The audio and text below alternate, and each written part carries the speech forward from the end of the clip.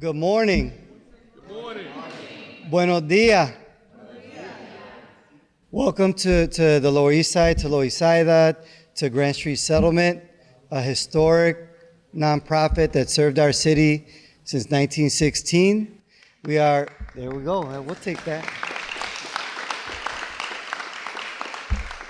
I have not worked here that whole time, but so I want to welcome everybody and really proud of the fact that we have a district attorney in our DA, Alvin Bragg, and his team, Estelle, and everybody else that really not just focused on court cases, which are important, but on community and on making sure that we're investing in our young people, investing in fighting violence at the grassroots level. So we're extremely thrilled to welcome you here today. And without further ado, we'll kickstart the program. Thank you. Thank you so much to Grand Street. It is such a historic place and such a beautiful building that always opens the doors whenever we want to partner. And so we're really extraordinarily grateful. I'm Alvin Bragg, the Manhattan District Attorney, and am really humbled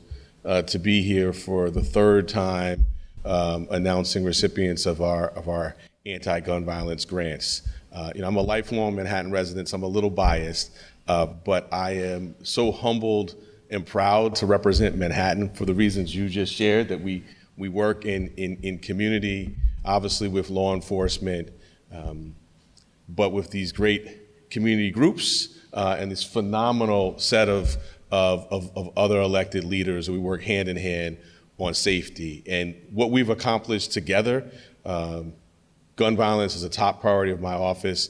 Together, we've driven down gun violence the last 2 years, almost 40%. So this collective effort has brought. And that's just a Manhattan-specific number.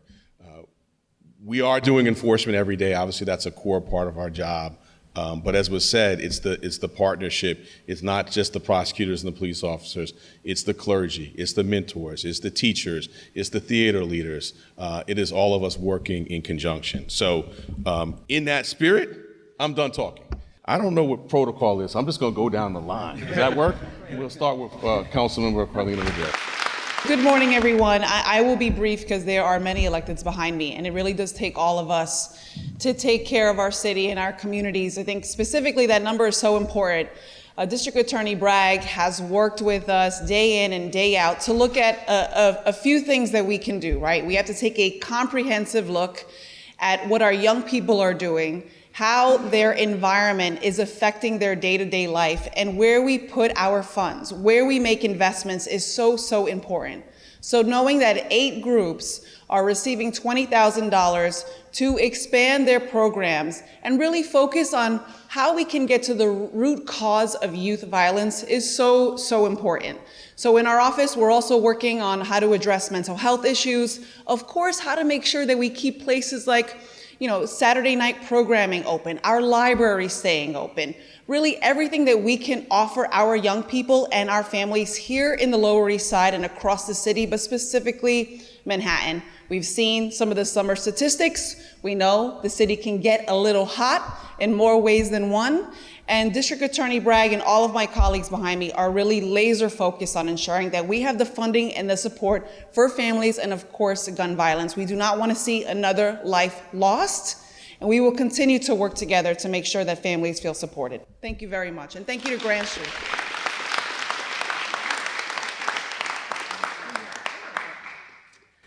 Good morning, everyone. I'm Assemblymember Grace Lee, and really honored to be here today. I want to thank DA Alvin Bragg for his continued investment on the Lower East Side and in our young people, and for recognizing that public safety is not just about getting guns off the street, but it's about true long-term investment in our young people, in our youth, and in our communities.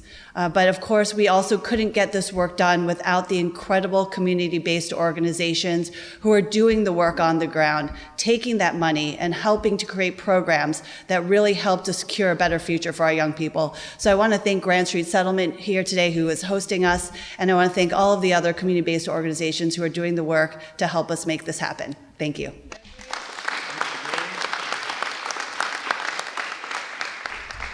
Hi, everyone. I'm Councilmember Christopher Marte. It's so great to be here, and I just want to share something that happened to me when I was young. When I was in elementary school, a good friend of mine was shot here on the Lower East Side, and it brought fear. It made me not want to go outside. It made me not want to live in the community that I was living in. But it's because of these investments that allow kids to reclaim that trauma and make it into a healing, actionable agenda. And that's why we're here today. And this is why this investment is so important, because unfortunately, gun deaths are still happening in our community. But we can't live in fear.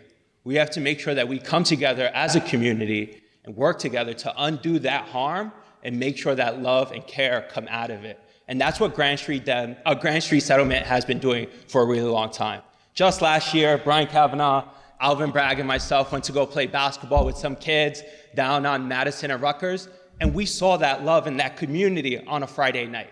And that's what this investment is going to have. And this long-term investment is going to create for a safer, better Lower East Side. So I want to thank everyone here, my colleagues as well, but especially the kids, right? Because we can do everything we want, right? We can open up the doors, we can have free basketball, free food, but if the kids don't have the courage to go out and take advantage of this, then it'll go all to waste. So I want to thank all the kids that are here, that are open to this opportunity and open to growth. Thank you all.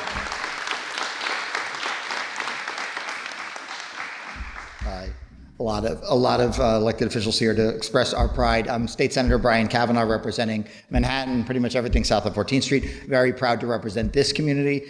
I got to the legislature 18 years ago now, probably before some people behind me were born, which is frightening.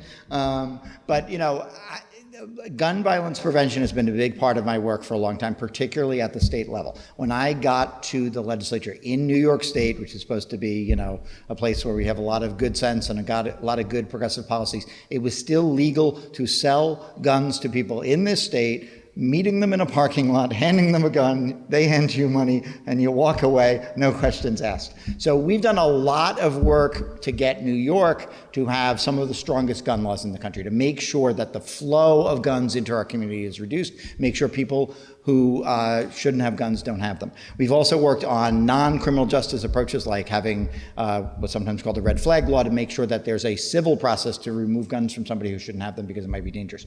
As a result of that work, New York is the third lowest rate statewide of gun violence per capita in America. And we're doing well on that. But we know that this stuff doesn't work, and certainly the full potential of passing the right laws is not achieved unless people in our communities are working among themselves and with people with credibility, with community leaders, with youth who know other youth and know how people think and know the choices they have to make, don't have the resources to reach each other and to prevent gun violence at the local level. Thanks to the leadership of our great district attorney, Manhattan is one of the in a state with low rates of gun violence, Manhattan has one of the lowest rates of gun violence of any of the 62 counties in New York State. You'd be surprised to hear that if you read the Post all the time. But we know that we still have this work to do, and we know any death from gun violence is one death too many. So we're very committed to preventing it. It is great that our district attorney is taking the lead to put resources. It is great that two of the organizations that are being announced today, Grand Street Settlement and University Settlement, are leading this way. They're both wonderful organizations providing services to so many. And most of all, it is great that the youth in our community are taking this on and talking to each other and getting involved in these programs. So thank you all for the opportunity to be with you today. We're gonna hear from our grantees and our youth in a moment. I do want to say I think I lost that basketball game, and I think I still have a lingering shoulder injury. No video, yes. And I just want to say, really on a personal note, and I'll be first. So Brian, Chris, Carlina, Grace, it is just really great to have thought partners and people who are working together, from legislation that was mentioned to budget appropriations, or really just the fellowship. Everyone focused on this and other issues, and in particular focused on our youth. So really just grateful to them for their leadership. As Brian mentioned, 18 years. That's a lot of strong leadership, and combined their decades up here. And so I'm just happy to be the new kid on the block and join this number. So without further ado, let's hear about the work. And I think when you hear about it, particularly in its totality, the diversity of the work, the nature of the work, the number of youth served, the reaches of the borough. And so let's start with our hosts, the Grand Street Settlement.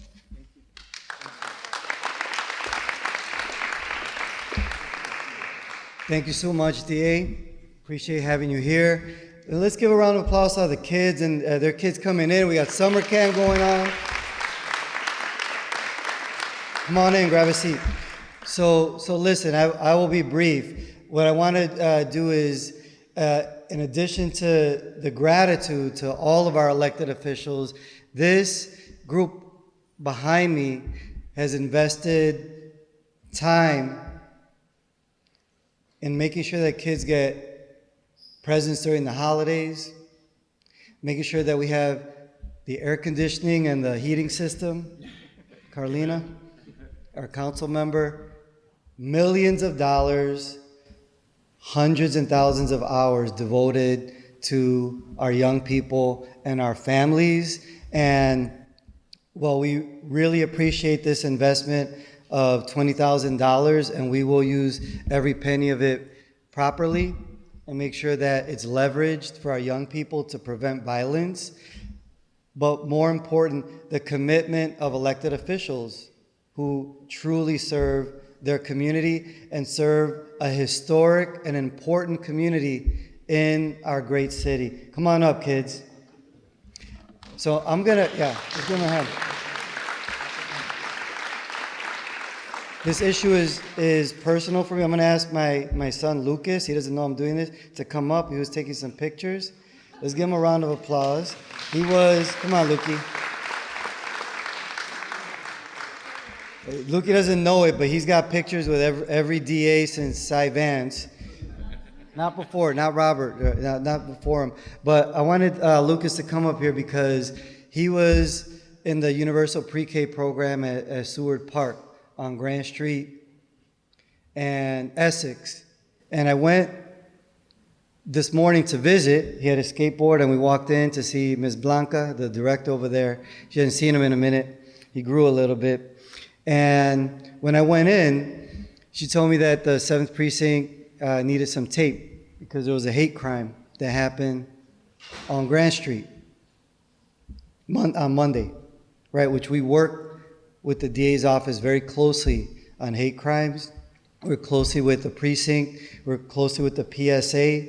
So, it's just a reminder, that while beautiful things are happening in our community around childcare and youth programs and making sure that our elders are not isolated, that our families have access to opportunity in this great city of ours, that there's still so much work to be done. So thank you for standing with us, and see if Lucas wants to say thank you too. Thank you. All right, thank you.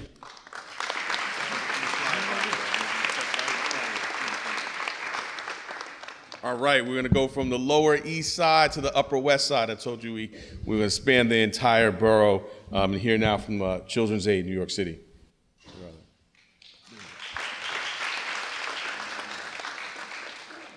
Hello, everybody. My name is David Giordano, and I'm the director of the Children's Aid Society East Harlem Center and Lexington Academy.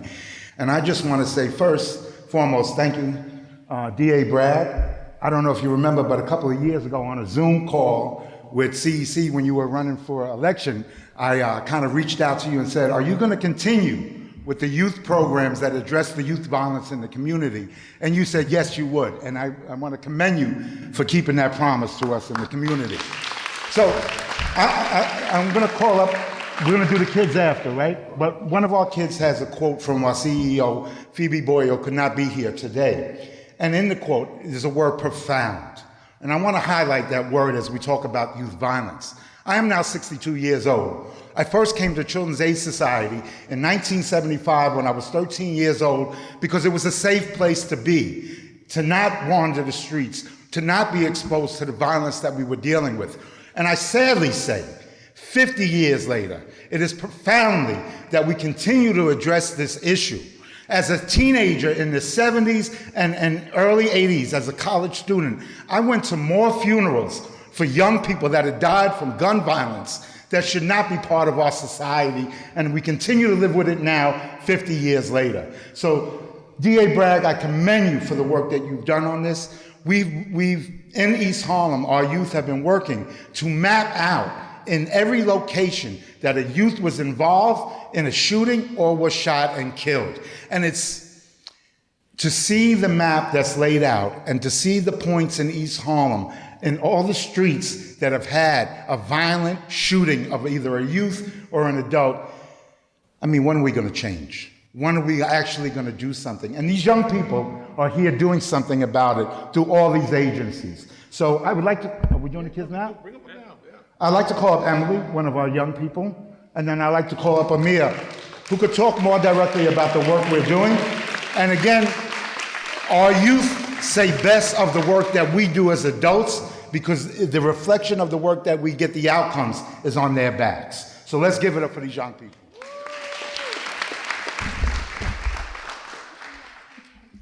On behalf of Phoebe Boyer, President and CEO of Children's Aid, at Children's Aid we understand the profound impact of gun violence on young people and the need for engaging supportive programming to build safer communities for everyone. We are honored to be a recipient of the Gun Violence Prevention Initiative Award and look forward to partnering with the Manhattan District Attorney's Office. This grant will empower youth to facilitate meaningful conversations with their communities around gun violence prevention and provide a creative outlet to process their experiences. It is crucial that we incorporate the voices of young people as we strive to solve this public health crisis.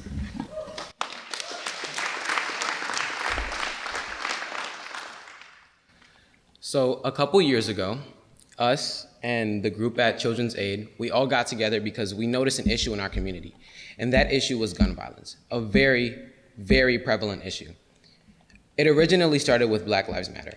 And we made murals of people who had died who had nothing to do with anything at all.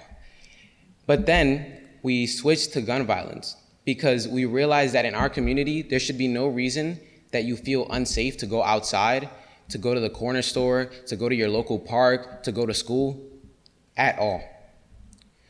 So over the last couple years, we made murals of people in our community who had died due to gun violence. And this year, we did an anonymous survey that we hosted in a town hall in our school, where we found out that 30% of the youth that we surveyed knew of another person who owned a gun. We also found out that 96% of adults feel that their kid is unsafe in their community, and that 97% of youth feel unsafe in their community. We, as teens and as children, do not need to be exposed to that life. In no way, shape, or form should we be allowed to acquire a gun. And we realized that it wasn't adults shooting kids, it was teens shooting teens. And so through these town halls, we thought it would be a good idea to involve our community, because there's only so much solutions that we can think of, and we thought it would be a good idea to incorporate our community into that to see what their ideas were. This year, we are going to be hosting workshops in our community, more town halls, and more murals of people who have died.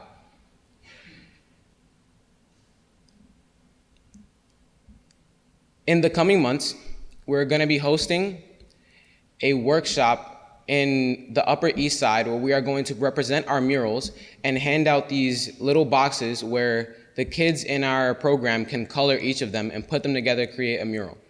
We decided to do this because we can teach the kids in our community young so that they never get involved with that life. Thank you.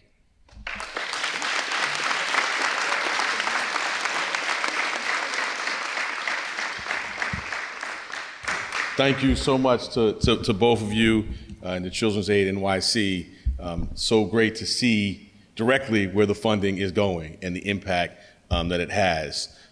We will now go a little bit west from, we just ended speaking about East Harlem to Central Harlem with the Muslim Community Network.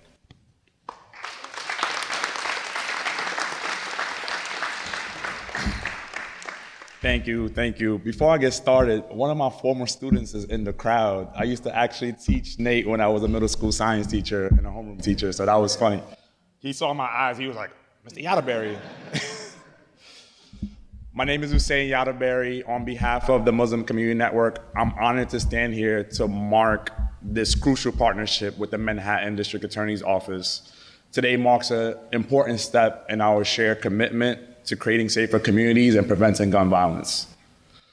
First and foremost, I want to extend our deepest gratitude to the DA's office and to the DA himself, Alvin Bragg, for the invaluable support. The funding and the assistance we will receive will enable us to implement culturally responsive programming aimed at preventing gun violence among young adults in Central Harlem. And I think the phrase culturally responsive is starting to get a bad rap in media, these DEI wars, but we need programming for the community that's created by people from the community. And I think people are getting that wrong. So this partnership is allowing just that, for us to create programming targeting specifically West African youth and Muslim youth within Harlem, so that they have programming that's directly tailored to them with people that have that same background. My parents are Gambian. They're Gambian immigrants. I grew up in the South Bronx, but it's the same stories, many of the same parallels, but there were people that poured into me for my path to take this turn, while people that I grew up with, it took a different turn in life. So at Muslim Community Network, we believe in the power of community-driven solutions. We were founded in 2003 in response to the challenges faced by our community post 9/11, and it just continues to be challenges that our community faces, and gun violence is one of them now. The programming we will implement in Central Harlem is a testament to our commitment. We plan to conduct workshops, seminars to educate youth about their rights and responsibilities, about the devastating impact of gun violence, making sure there's community engagements like neighborhood cleanups, sports events, cultural celebrations, to address the root causes of violence and promote emotional well-being. This initiative is about more than just preventing violence, it's about creating a unified front against it. It's about highlighting the young, bright minds in our community who are too often overshadowed by negative narratives. The media frequently focuses on the challenges we face, but it's crucial to showcase the full spectrum of our experiences and contributions. So when all these organizations have community events throughout the summer with this program, that should be covered too, not just the violence that's in the communities. The support from the DA's office allows us to do just that. It empowers us to work proactively and in the responsive ways within our communities. The partnerships not only help prevent crime, but fosters actual trust between the community and government agencies. By working together, we are creating partnerships that enhance community safety and build bridges of understanding. Thank you so much. Thank you, thank you.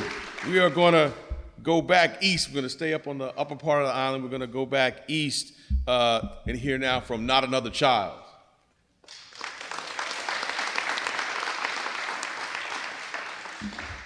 Good morning. I'd like to thank the DA's office for creating this program to help the youth. Gun violence is very, very serious in the communities. Last month, I lost my son to gun violence. So being a credible messenger is how we get the youth to trust us. Working with them and letting them see the value in themselves help change their lives. So our mission is to work with young youth, teach them their values, teach them how to navigate social media, teach them how to avoid any type of confrontation, teach them how to talk things out, wake up without that anger, teach them, just personal development, habits, personal traits, good traits, bad traits, what could help you as far as mental health and hygiene. We work with the youth every day, not just on the clock, but off the clock as well. We check in with them. We show them that we are not just mentors, but big brothers, and we care for them. So the program helps us to empower youth in the community, youth and young adults, help them to transform their lives. Also, it gives them opportunity to hope, safe spaces, and a path to a better future. So we thank the DA's office for giving us this opportunity to work with them. I facilitated the program last year. A lot of our youth wanted to join. We have about 50-something participants that want to join because not only did they see the incentive, but they seen the change in their friends. They seen the bettering of themselves. They seen the attitudes change. We also do a basketball tournament, and we have the youth help us with that, to have community engagement, learn how to not only protect your community, but learn how to meet new people and try different things. So once again, I thank y'all. I appreciate the DA's office and the kids. Just strive for a better future.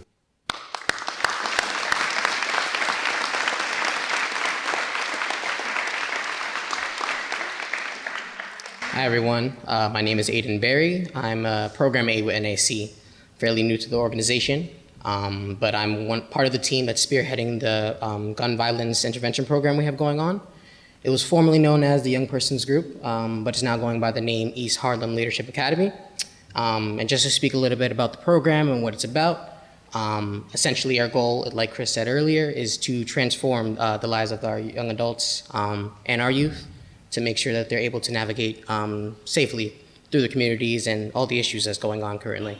And the way we plan on doing this is we have comprehensive workshops that we've developed, basically detailing how we can support our youth through personal and professional development.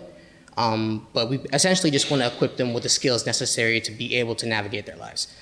This is things like conflict resolution, conflict mediation, time management, communication, basically just building up the skills from the ground up to make sure that they're able to do what they need to do.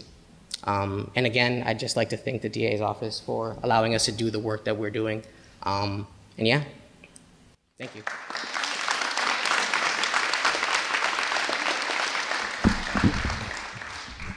Thank you so much for the work, and you have our deepest condolences. It's going in alphabetical order here, but I don't know that I see PAL. Oh, that's why I lost at basketball, the peripheral vision, not what it used to be. Come on up.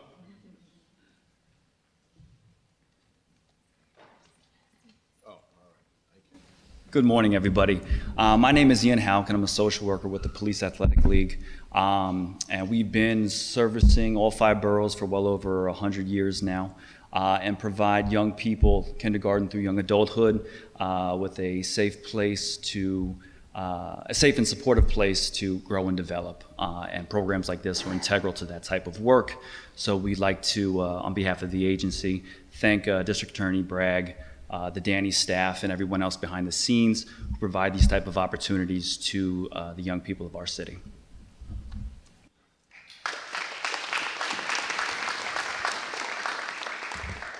Good morning, everyone. My name is Eliza Rodriguez, and I can proudly say I have grown up as a PAL kid.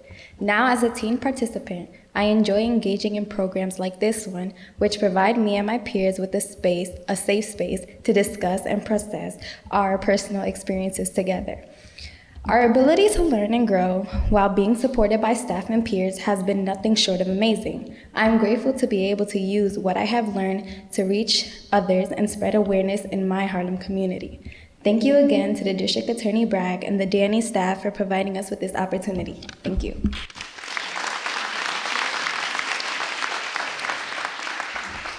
Thank you, Police Athletic League. We were out for the Play Street opening on 119th Street, and they opened up the sprinkler, which I hadn't done for a while, and I ran through the sprinkler with the first deputy commissioner. So we thank you for the Play Streets and for all the work you're doing. I want to acknowledge Street Corner Resources. I think we have some folks here. All right. Appreciate you. And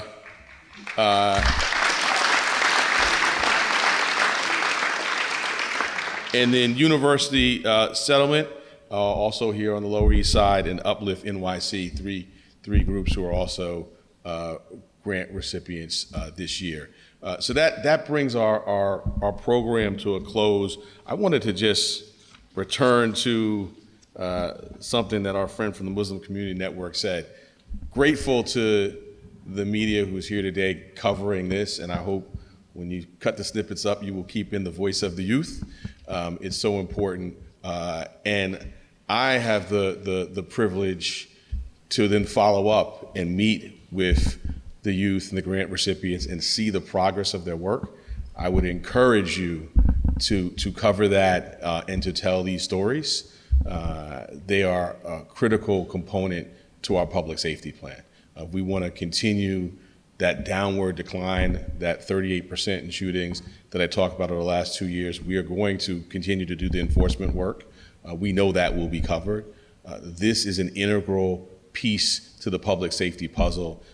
These voices must be heard. So we thank you for being here today, and we ask that you carry that forward throughout the term of these grants, but more and more in the years to come. So thank you so much.